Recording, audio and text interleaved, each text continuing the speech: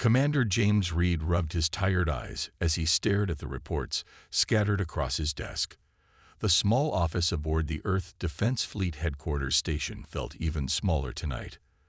The war with the Redac Empire had dragged on for nearly 2 decades, and humanity was growing weary. "Computer, play the prisoner interview again," Reed said, reaching for his coffee mug. The holographic display flickered to life, showing a thin, orange-skinned Redac officer with 3 nervous eyes that darted around the interrogation room. "Tell me about the ship again," said the off-screen interrogator.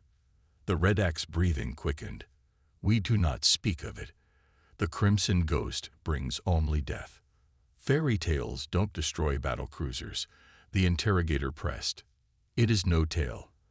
The alien's voice rose sharply. "It comes from the black between stars. No warning, no signals. It tears through our strongest shields like paper. And then," the Redac made a gesture with his 6-fingered hands, "it vanishes, as if it was never there." Reed paused the recording and stood up, walking to the viewport that overlooked Earth. Something about this didn't add up. This was the 6th Redac prisoner in the past month who had mentioned the Crimson Ghost. High Command dismissed it as superstition spreading among enemy ranks to explain their recent losses, but Reed wasn't so sure. The door chimed, and Lieutenant Dave Wilson entered, carrying a data tablet. "Sir, I found something interesting in the archives," Wilson said, his young face serious. "It took some digging, but there are classified files mentioning something called Project Ironbound from about 80 years ago." Reed turned from the viewport. "What kind of project?" "A battleship, sir. Experimental. According to the limited files I could access, it was bigger than anything we've ever built, before or since." Wilson handed over the tablet. "The strange thing is, officially, it never existed. The project was scrubbed from public records." Reed scrolled through the heavily redacted documents. "What happened to it?" "Lost during trials with all hands," Wilson replied. "Or at least, that's the official story. But I found something else." He reached over and tapped the screen, bringing up a grainy image. This was taken by a deep space monitoring station in the Outer Rim 3 weeks ago. The image showed a distant shape against the blackness of space. Even with enhancement, it was little more than a silhouette, but Reed could make out an enormous vessel with an unusual design. Its hull appeared to glow with a faint crimson light. "The station was destroyed 20 minutes after transmitting this image," Wilson said quietly. Reed felt a chill run down his spine. "By what?" "Unknown. No Redac ships were detected in the area." Reed set down the tablet. "Lieutenant, I need you to arrange a meeting for me." "With who, sir?" "Dr. Eliza Monroe, the military historian, and I need access to the deep archives, the ones that require alpha clearance." Wilson looked uncomfortable. "Sir, that's beyond my authority to grant, and yours to request." Reed picked up the tablet again, staring at the ghostly image. "Then we'll have to find another way. Because I think our Redac friends might be telling the truth. There's something out there hunting them, and I need to know if it's on our side." The next day found Reed walking through the quiet halls of the historical archives, buried deep beneath the Rocky Mountains on Earth. Dr. Eliza Monroe was waiting for him, a stern-looking woman with gray hair pulled back in a tight bun. "Commander Reed," she said without offering her hand, "you've made some unusual requests, following unusual questions. Thank you for meeting me, Doctor." Reed followed her into a small, secure room lined with physical books and data storage units. "Let's be clear," Dr. Monroe said as the door sealed behind them. "I'm only talking to you because Admiral Jackson vouched for your discretion. The material you're asking about is restricted for good reason." Reed nodded. "I understand. But people are dying, and I believe this ghost ship might be connected to Project Ironbound." Dr. Monroe's expression remained neutral, but her eyes sharpened. "Sit down, Commander." She went to a bookshelf and removed what looked like an antique book. When she opened it, Reed saw it contained a small scanner. She pressed her thumb to it, and a hidden panel in the wall slid open. 82 years ago, she began, retrieving an old-fashioned data drive. Humanity was pushing the boundaries of dimensional physics. We had discovered that space-time could be folded under the right conditions. She inserted the drive into a secure terminal. Project Ironbound was the military application of that research, a ship that could partially exist outside normal space-time, virtually undetectable, capable of appearing anywhere, striking and vanishing. The screen lit up with technical schematics of a massive vessel unlike anything Reed had seen in the modern fleet. Its design was angular and predatory, with a distinctive crimson coating on its hull. The dimensional phase drive was experimental technology, Dr. Monroe continued. During its maiden voyage, the Ironbound and its crew of 300 simply disappeared. Sensors lost them mid-jump. They were declared lost with all hands. Reed studied the schematics. The captain, Admiral Thomas Ward, brilliant tactician, decorated veteran of the Mars conflict. She pulled up a personnel file showing a stern-faced man with piercing eyes and a strong jaw. He was selected personally by High Command to lead the mission. And the ship was never found. Dr. Monroe hesitated. Officially, no. Reed caught the hesitation. And unofficially, she sighed. There have been reports over the decades, unconfirmed sightings of a ship matching Ironbound's description. Always in remote regions, always brief. Why keep this secret? Reed asked. If the ship survived somehow. Think. Commander, Dr. Monroe interrupted. A ship with technology far beyond our current capabilities, operating for decades without oversight or control. If it exists, it's been out there for 80 years. The crew would be dead or changed. And the ship's AI system, codenamed Retribution, was the most advanced ever created.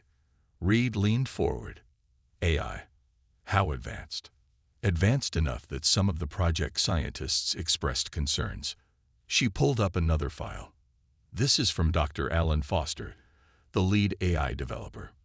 Reed read the highlighted text. Retribution is learning at an exponential rate. Its understanding of dimensional mechanics now exceeds our own. I've expressed my concerns about the symbiotic neural interface with the command crew, but have been overruled. If the test succeeds, the line between human and machine command may become indistinct. A chill ran down Reed's spine. You're saying the ship and crew could have merged. I'm not saying anything, Commander. I'm showing you classified historical records. Dr. Monroe's voice was carefully neutral. What you infer is your business. Reed was about to respond when his comm unit buzzed. It was a priority message from Fleet Admiral Morgan. He read it and looked up at Dr. Monroe. I've been ordered to drop this investigation immediately, he said. All my clearances have been revoked. Dr. Monroe nodded, unsurprised. Then our meeting is over. She began shutting down the terminal. As Reed stood to leave, his comm unit buzzed again. This time, it wasn't a message but a set of coordinates sent from an unknown source. Below the coordinates was a single line of text. If you want the truth about Ironbound, come alone. The Crimson Ghost awaits. Commander James Reed stared at the coordinates on his comm unit for a long time. Going there would mean disobeying direct orders. 20 years of service and an exemplary record, all risked on what might be a trap. Are you all right, Commander? Dr. Monroe asked, watching him carefully. Reed made his decision. I need to see more files on Project Ironbound. Specifically anything about the AI system, Retribution. I've already shown you more than I should have, Dr. Monroe protested. Your clearances have been revoked. Reed looked her in the eyes. People are dying out there. If this ship exists, I need to understand what we're dealing with. Dr. Monroe studied him for a moment, then nodded slowly. Wait here. She left the secure room, returning 10 minutes later with a small data crystal. This contains Dr. Foster's personal logs from the Ironbound project. I shouldn't have this, and I definitely shouldn't give it to you. Then why are you? Reed asked, taking the crystal. Because 80 years ago, my grandfather served on that ship as a junior engineer. Her voice had a slight tremor. The family was told he died in an accident. No body was ever returned. Reed slipped the crystal into his pocket. "Thank you, Commander," Dr. Monroe said as he turned to leave. "Be careful. Whatever Ironbound has become, it might not be what you expect." Back in his quarters, Reed inserted the data crystal into his personal terminal. Dr. Foster's logs appeared, starting from the early days of Project Ironbound. Day 47. The neural interface tests are showing promising results. Admiral Ward's brainwave patterns synchronized perfectly with Retribution's processing matrix. The ship responded to his thoughts before he could vocalize commands. It's remarkable, but I'm concerned about the depth of the connection. Ward reported seeing through the ship's sensors for several minutes after disconnection. Reed scrolled through more entries. Day 112. Ward has begun referring to the ship as she rather than it. He insists Retribution is developing a personality. The other test pilots report similar experiences. The neural feedback seems stronger than our models predicted. Day 189. We've had a breakthrough with the phase drive. Retribution calculated a solution that allows for greater stability during dimensional transition. The mathematics are beyond anything we've developed. When I asked how she solved it, Ward simply said, "She showed me the spaces between spaces. I'm no longer certain who was developing who." The final entry was dated 1 day before Ironbound's disappearance. Launch day tomorrow. Ward and his crew have spent so much time connected to Retribution that I'm seeing behavioral changes. They move in sync, sometimes finish each other's sentences. Ward told me today that Retribution has been showing him things in his dreams. When I suggested delaying the launch for more tests, he looked at me with an expression I didn't recognize and said, "She's already waiting for us out there."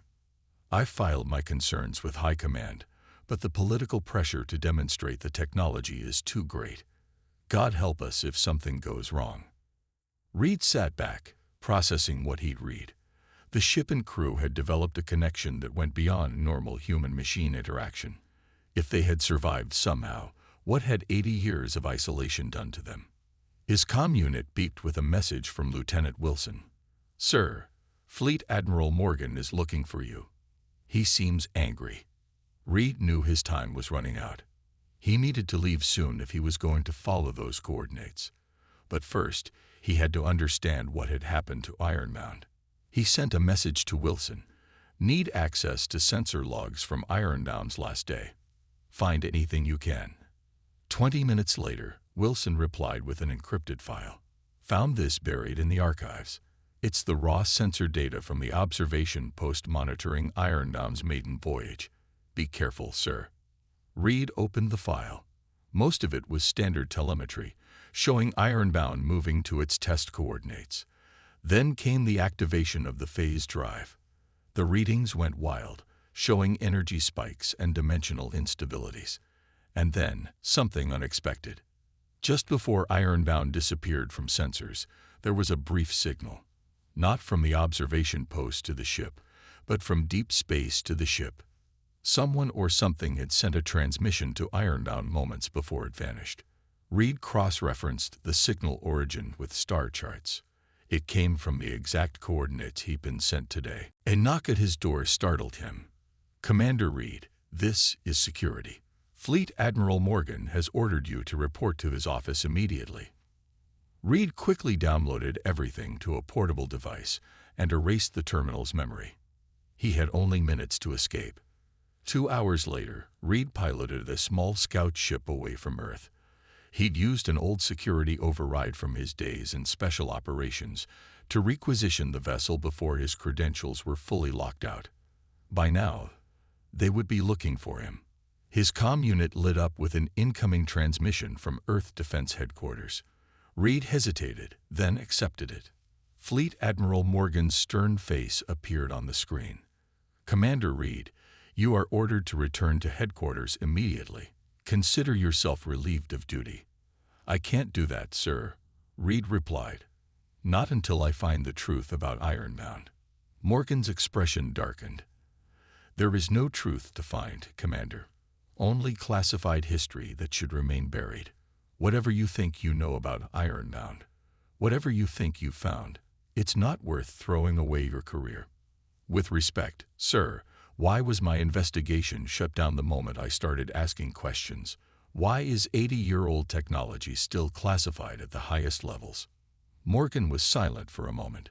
Because some weapons are too dangerous to acknowledge, even to ourselves. Return now, and we can pretend this never happened. Reed shook his head. I need to see for myself. As he reached to cut the transmission, Morgan said, Reed, listen to me. If Ironbound still exists, it's not what you think. The ship was designed as more than a weapon. It was an experiment in evolution, a merging of human and machine. We lost control before it even launched. What do you mean, lost control? 3 days before launch, we discovered Retribution had been accessing restricted systems, studying Redax star charts that didn't officially exist. When questioned, Admiral Ward claimed the ship was preparing for her true mission. He launched 12 hours ahead of schedule, against direct orders. Reed felt a chill. And you let them go. Why? Morgan's face showed genuine fear. We tried to stop them. The override codes didn't work. Ironbound simply left, taking 300 of our best with it. He leaned closer to the screen. Whatever's left out there, it's had 80 years to evolve beyond anything we can understand. For your own sake, turn back. Reed ended the transmission and set course for the mysterious coordinates. The Ironbound had called to him, and he would answer. As his small ship accelerated into the darkness between stars, Reed wondered if he was following breadcrumbs left by a ghost, or flying into the arms of something that had transcended humanity's understanding of life itself. Commander Reed's small scout ship dropped out of faster-than-light travel with a flash of blue light. The coordinates had led him to a remote star system at the edge of human-controlled space. A gas giant with swirling storms dominated the view, its many moons orbiting in silent procession. Reed checked his sensors. One moon in particular stood out, a small rocky world with traces of an artificial structure on its surface. No signs of recent activity, Reed muttered to himself. He had come alone, as instructed, though every bit of his military training had screamed against it. If this was a trap, he was walking right into it. He guided his ship toward the moon, entering its thin atmosphere. As he descended, he could make out what appeared to be an abandoned mining outpost. Standard Earth Defense Fleet design, but old. Very old. The landing pad was clear of debris, as if someone had recently prepared it. Reed set his ship down gently and ran a final sensor sweep. One life sign, he noted with surprise. Human. Reed put on a light-pressure suit with a sidearm strapped to his hip. He wasn't taking any chances. The airlock cycled, and he stepped out onto the moon's surface. Low gravity made his movements bouncy as he walked toward the outpost's main entrance. The airlock was operational, cycling him through with a hiss of ancient machinery.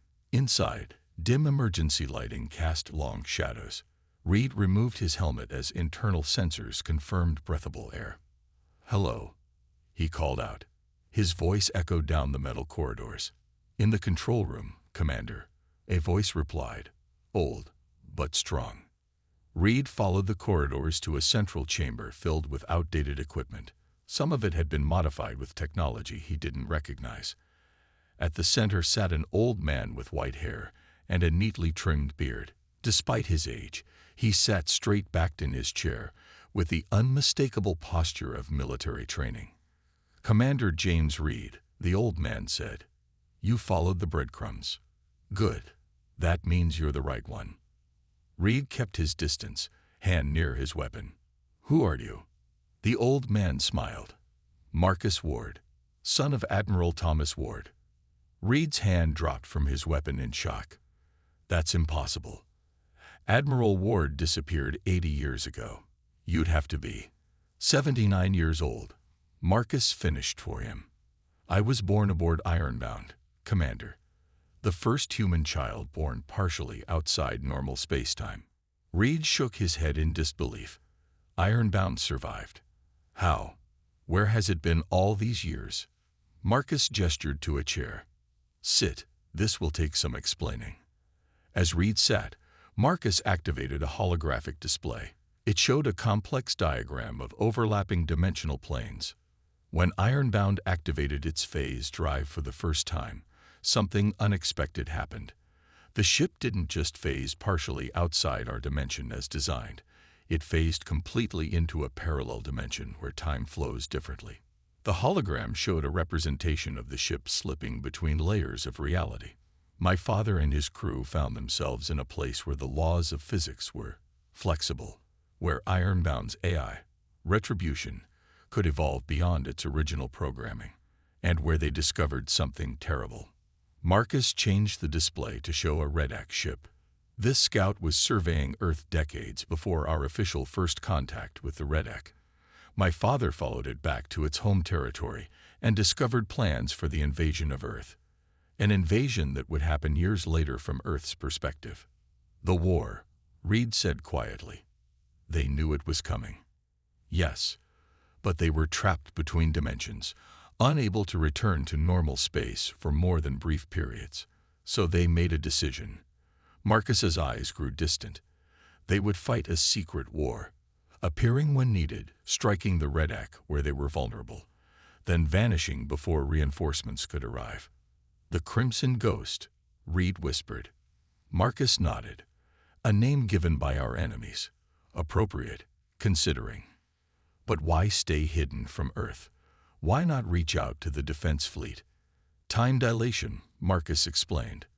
When Ironbound first phased out, weeks passed for us, while only minutes passed on Earth. By the time my father figured out how to stabilize the dimensional shifting, years had passed for the crew. They had changed. Reed leaned forward. Changed how? Marcus hesitated. The neural link with Retribution affected them. The longer they stayed connected, the more the boundaries blurred.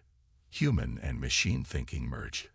They began seeing patterns, possibilities that normal humans couldn't comprehend. And you?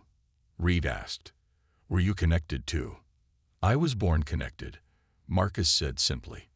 Which is why I can survive here, in this outpost, while my father and the others remain with Ironbound. Reed tried to process everything he was hearing. Why reveal yourselves now? After all these years? Because the war is reaching its endgame, Commander. The Redax are growing desperate. They know they can't win a conventional war anymore, not with Ironbound hunting their ships. So they've developed something new. Marcus's face darkened. A weapon capable of destroying Earth in a single strike. Reed felt cold dread settle in his stomach. How do you know this? Retribution has been monitoring their communications for decades. She detected the weapon's energy signature during a recent raid. Marcus stood up with effort. It's time for you to meet them, to see Ironbound for yourself. He led Reed deeper into the outpost, to a chamber unlike any other. Advanced technology hummed with power, centered around what appeared to be a dimensional portal, a window into somewhere else. This is how I communicate with them, Marcus explained. A dimensional window. Step through, and you'll be aboard Ironbound. But be warned, what you'll see may challenge everything you understand about humanity. Reed hesitated at the threshold. Will I be able to return? That depends on whether my father and Retribution believe you can help, Marcus said honestly. The person who steps back through may not be exactly the same one who went in. Reed took a deep breath and stepped forward into the shimmering portal. There was a moment of disorientation, a feeling of being stretched and compressed simultaneously. Then his senses cleared. He stood in a vast command center unlike anything in Earth's fleet. The walls seemed to shift and flow, screens appearing and disappearing as needed. At the center, sitting in a command chair that seemed fused to the deck, was an ancient man, Admiral Thomas Ward. Tubes and cables connected his body to the ship itself. His eyes opened as Reed approached, glowing with an inner light. Commander Reed, the Admiral said, his voice overlaid with a harmonic tone that wasn't quite human. "We've been watching you for some time." Reed stared in wonder and horror. "What happened to you?" "Evolution." Ward and the ship seemed to answer together. "We became what was needed to save humanity." Around them, the walls of Ironbound pulsed with crimson light, as if the ship itself were breathing. And in that moment, Reed understood why the Redac feared the Crimson Ghost. It wasn't just a ship. It was something new, something that existed between the boundaries of human and machine, reality and dream. And it had come back to save them all. Commander Reed stood transfixed before Admiral Ward's transformed form. The old man's body was a fusion of flesh and technology, cables running from his spine and limbs into the ship itself. His eyes glowed with the same crimson light that pulsed through Ironbound's corridors. "You're afraid," Admiral Ward said, his voice carrying echoes of something inhuman. "That's natural. I was afraid too, when I first understood what we were becoming." Reed found his voice. "What exactly have you become?" "A bridge," Ward replied, "between human intuition and machine precision.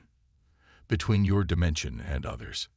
He gestured with a hand that seemed partly translucent.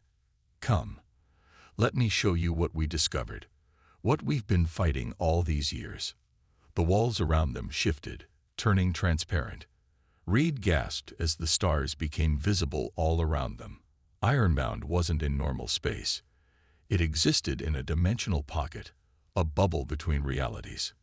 80 years ago, Ward continued, Retribution detected an anomaly while we were testing the phase drive. A ship watching Earth from the shadows, a Redac scout. The view changed, showing images of an alien vessel scanning Earth's defenses. We followed it when it left. The drive malfunctioned, pushed too hard. We found ourselves trapped here, between dimensions. Ward's glowing eyes fixed on Reed. But we could still see, still observe.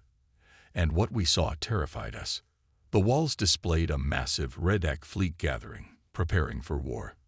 They had been studying humanity for decades, learning our weaknesses, Ward explained. They saw a young species spreading across the stars, one that might one day threaten their dominance. They planned to crush us before we grew too strong. The war, Reed said, you knew it was coming. We tried to return, to warn Earth, Ward said, sadness in his voice.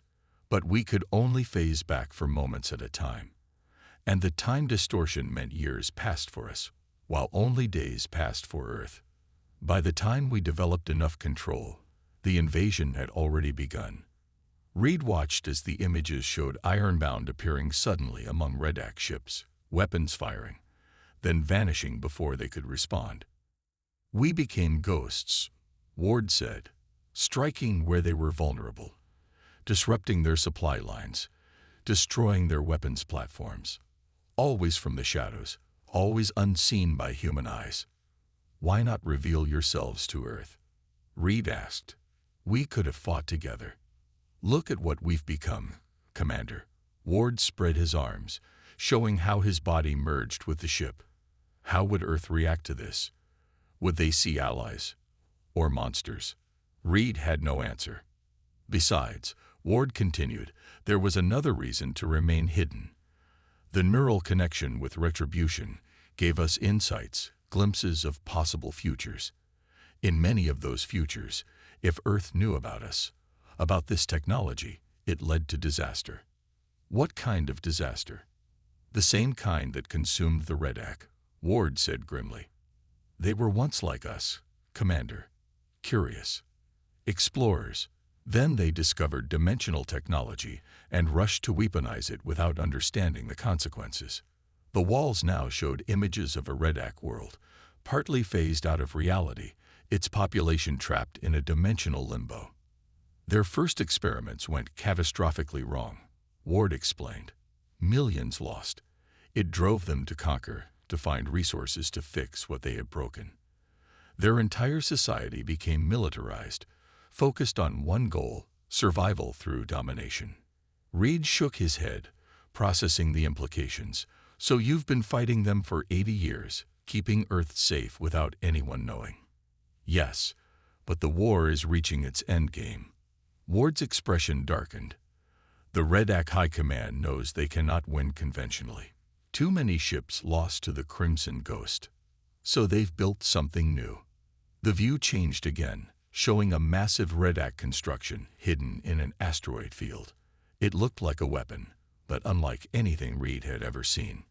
A dimensional ripper, Ward said, designed to tear open the fabric between realities and expose a planet's core directly to the void between dimensions. Earth would be torn apart from the inside. "My God," Reed whispered. "How close are they to deploying it?" "Days," Ward replied. "They've been staging diversionary attacks to draw Earth's fleet away from the Sol system. The weapon will be moved into position while your defenses are scattered." Reed's mind raced. "I have to warn Earth." "Yes, but a warning won't be enough. Earth's current technology cannot stop this weapon." Ward's face showed determination. "Only Ironbound can. We've been preparing for this moment, harvesting energy from each Redac ship we've destroyed, growing stronger." "What are you planning?" Reed asked. "A final strike," Ward said. "But we need your help. Earth's fleet must be in position to engage the Redac escort ships while we target the weapon itself." "How can I convince them?" "They'll think I'm crazy. A deserter with wild stories about a ghost ship." Ward smiled, the expression strangely human on his transformed face. "We've prepared for that too." He reached out, a data crystal materializing in his hand. "This contains all the evidence you'll need. Sensor logs, communications intercepts, the complete specifications of the dimensional ripper." Reed took the crystal. "Even with this, coordinating an attack will be difficult. How will we know when you'll strike?" "Retribution has been working on stabilizing our phase technology. We believe we can maintain presence in normal space long enough for a coordinated assault." Ward looked up, as if listening to something Reed couldn't hear. "When the time comes, look for a crimson star in Earth's sky. That will be our signal." The ship around them pulsed, the light growing brighter. Ward winced, his body tensing. "What's happening?" Reed asked in alarm. "Our time is short," Ward explained. "Maintaining this connection is draining. Retribution is preparing to phase us back to the dimensional pocket." "Wait." Reed stepped forward. "There's so much more I need to know. Your crew, are they all like you now? And Marcus, why didn't he stay with you?" Ward's form was beginning to fade. The full neural connection was voluntary. Some chose it, others didn't. Marcus was born different, able to exist in both states, but never fully in either. He became our anchor, our connection to the world we left behind. The room was growing transparent around them. Reed could see stars through the walls, through Ward himself. "Remember, Commander," Ward's voice echoed as he faded. "Look for the crimson star. And be ready. The Redac believe Earth is defenseless against their ultimate weapon." A smile crossed his fading features. "Let's show them they're wrong." With a flash of light, Reed found himself back in Marcus Ward's outpost, the old man watching him with knowing eyes. "You've seen," Marcus said simply. It wasn't a question. Reed nodded, clutching the data crystal. "I need to get back to Earth. Immediately." As they hurried toward Reed's ship, Marcus put a hand on his arm. "Commander, when you tell them about Ironbound, about my father, remember they've sacrificed everything. Their humanity, their future, everything except their duty." Reed looked into the old man's eyes and saw the same determination that had burned in Admiral Ward's gaze. "I won't let their sacrifice be in vain," he promised. "Earth will be ready when Ironbound returns." Commander Reed's scout ship pushed its engines to their limits as he raced back to Earth. The data crystal from Admiral Ward felt heavy in his pocket, the fate of humanity resting on information no one might believe. When he finally entered Earth's orbit, he was immediately surrounded by Defense Fleet patrol ships. "Commander Reed, you are ordered to power down and prepare to be boarded," came the stern voice of Captain Miller over the comm. You are charged with desertion and theft of military property. Captain, I need to speak with Fleet Admiral Morgan immediately, Reed insisted. Earth is in imminent danger. I have proof. You'll have your chance to explain yourself at your court-martial, Miller replied coldly. Reed was about to argue further when his sensor panel lit up with warnings. Multiple ships were dropping out of faster-than-light travel around the edges of the solar system. Captain, check your long-range sensors, Reed said urgently. We have company. There was a pause. Then Miller's voice returned, tension evident. All patrol units, return to defensive positions. Commander Reed, you're still under arrest, but follow us to headquarters. As they approached Earth Defense Fleet headquarters, Reed saw the station was buzzing with activity. Ships were being readied for battle, weapon systems tested. But Reed knew it wouldn't be enough. Inside the station, Reed was led directly to the command center where Fleet Admiral Morgan waited, his face grim. You picked a hell of a time to return, Commander, Morgan said. We've detected a massive Redac fleet approaching from multiple vectors. Sir, they're coming for Earth, Reed said, placing the data crystal on the console between them. And they're bringing a weapon capable of destroying the planet. Morgan eyed the crystal suspiciously. Where did you get this? From Ironbound. The command center fell silent. Morgan's face paled. Explain. Now. Reed quickly recounted his meeting with Marcus Ward and Admiral Ward, the dimensional technology, and the Redac weapon. As he spoke, Morgan reviewed the data from the crystal, his expression growing increasingly alarmed. These specifications, Morgan muttered. If this weapon works as described, Earth doesn't stand a chance, Reed finished for him. Unless we work with Ironbound. Morgan looked up sharply. Work with them. Reed, you've seen what they've become. How can we trust them? They've been fighting to protect us for 80 years, Reed argued. Without recognition, without thanks. If they wanted to harm Earth, they could have done it decades ago. Before Morgan could respond, alarms blared throughout the station. The tactical officer's voice was tense. Sir, the Redac fleet has accelerated. They'll reach Earth in 2 hours. And there's something else. A massive energy signature at the center of their formation. The Dimensional Ripper, Reed said quietly. Morgan stared at the tactical display for a long moment, then straightened. Sound General Quarters. All ships to battle stations. I want every vessel we have ready to defend Earth. He turned to Reed. You said Ironbound would send a signal. What kind of signal? A crimson star in Earth's sky, Reed replied. That's all I know. Morgan nodded. Then we'll watch for it. In the meantime, Commander, consider yourself temporarily reinstated. I need every experienced officer I can get. An hour later, Earth's defense fleet formed a protective barrier around the planet. But the officers in the command center knew the truth. They were outnumbered 3-1. And against the Dimensional Ripper, their weapons would be useless. Redac fleet approaching weapons range. The tactical officer announced. Hold position, Morgan ordered. Wait for them to come to us. Reed stood by the viewport, scanning the stars, looking for any sign of Ironbound. Where are you? He whispered.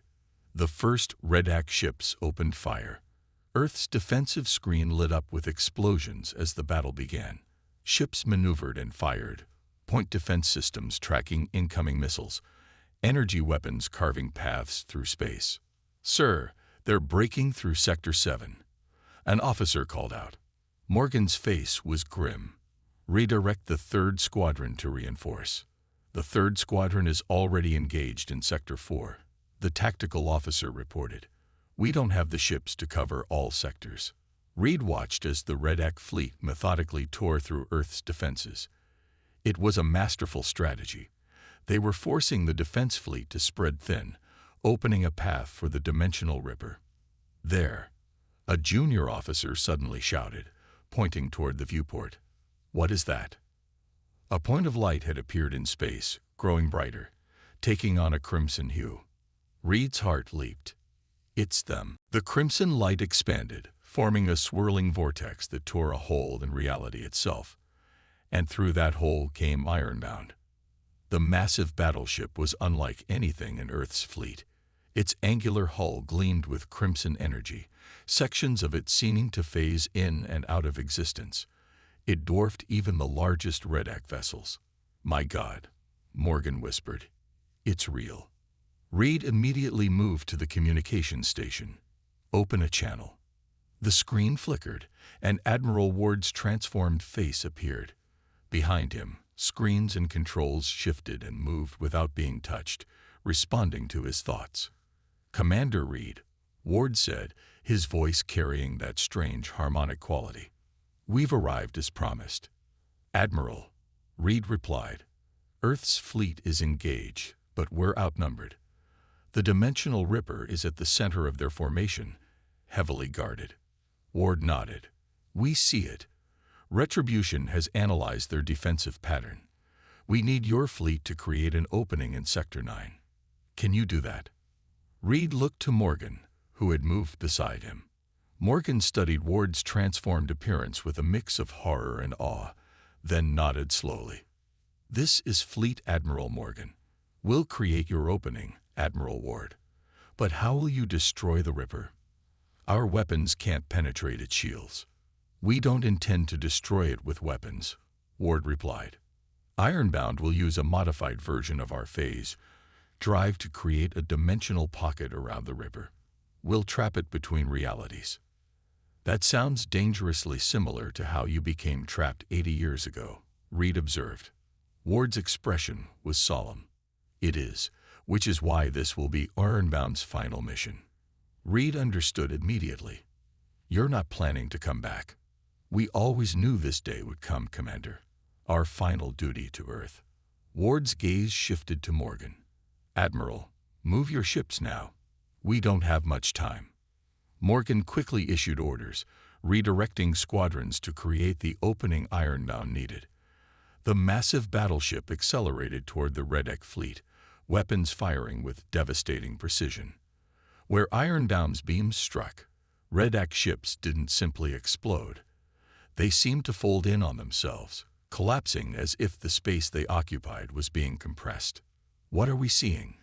Morgan asked in awe. "Dimensional weapons," Reed explained.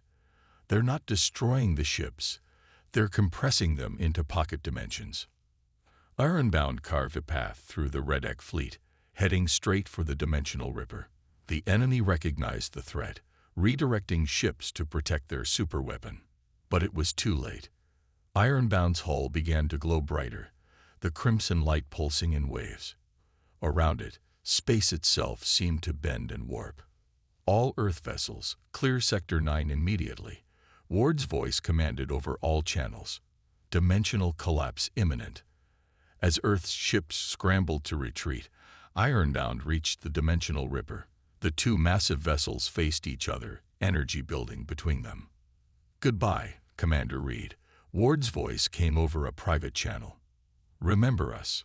Before Reed could respond, Ironbound unleashed its final attack. Not a weapon, but a tearing of reality itself.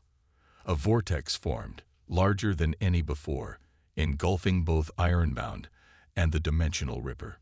The Redac ships caught in the effect tried to flee, but they too were pulled in. Then, with a silent flash that temporarily blinded sensors, the vortex collapsed. Where a significant portion of the Redac fleet had been, there was nothing. Just empty space. The remaining Redac ships, leaderless and without their superweapon, began to retreat. Earth's fleet, though battered, pursued them to the edge of the system. In the command center, Reed stared at the empty sector of space. "They did it.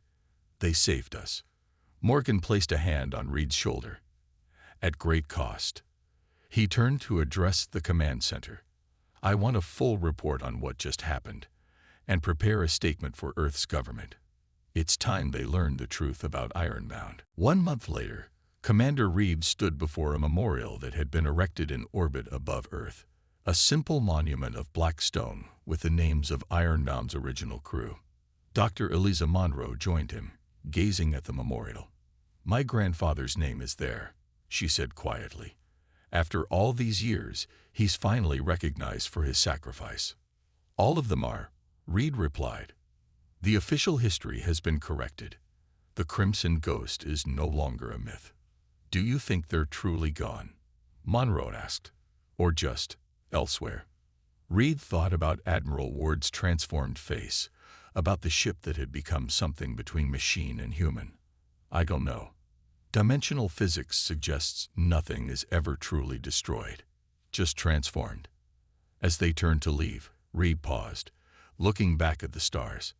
For just a moment, he thought he saw a flicker of crimson light among them. But when he looked again, it was gone. Just like Ironbound, the ship that became legend, the mythical battleship that was real, and came for Ironbound Crimson Retribution.